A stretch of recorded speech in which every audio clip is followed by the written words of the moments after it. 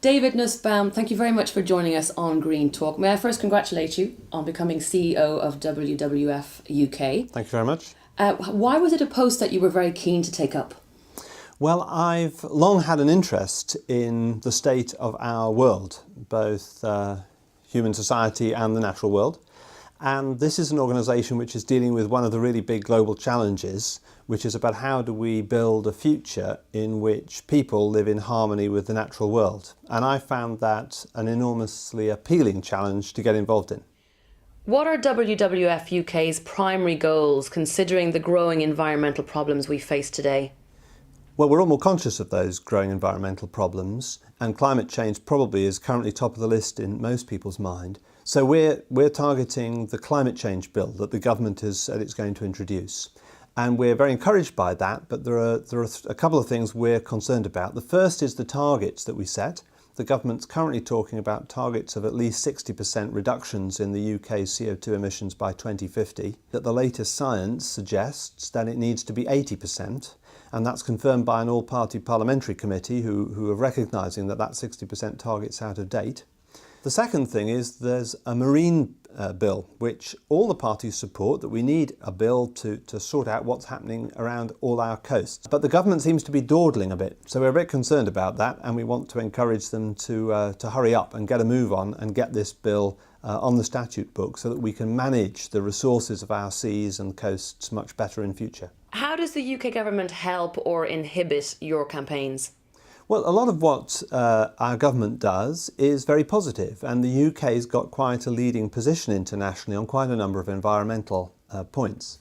I think the biggest challenge for the government is to get its policy coherent right across all the different parts of government. So let's give an example.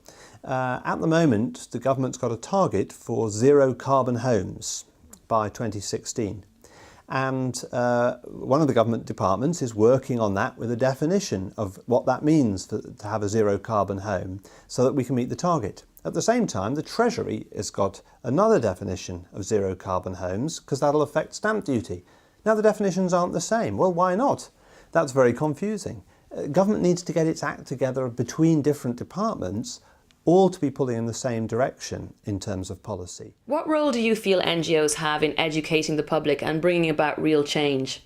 We've got a huge role to play, but we can't do it single-handedly. We also have to do it along with the whole educational world, and WWF does quite a lot of work trying to help bring information and understanding into the development of the curriculum in this country. Secondly, business communicates a huge amount with the public. So through that, we want to be influencing business so that the way they communicate with the public takes account of the kind of concerns we have. And we see some more evidence of that now, don't we, with all this advertising about how green people's products are. But we also have a role to take in ensuring business is serious about that. And when they make claims, that these are based on substantial evidence. So WWF has a role in challenging business as well as partnering with business to help us all know the information we need to know to make good choices. So if you had 3 top tips to give us about how to become greener, what would they be?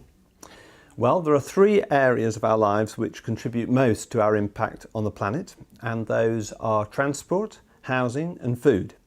So on food, we need to be looking at what we're eating and thinking about the amount of resources that the production of that food consumed. And there's a lot of work to do there with companies selling us the food so that we have a bit more information about that. Secondly, transport. We need to think about how much we need to use our cars, how much we need to fly, and how we can develop a lifestyle which is a good one and a positive one and keeps our links with our friends and families that doesn't require too much unnecessary travelling.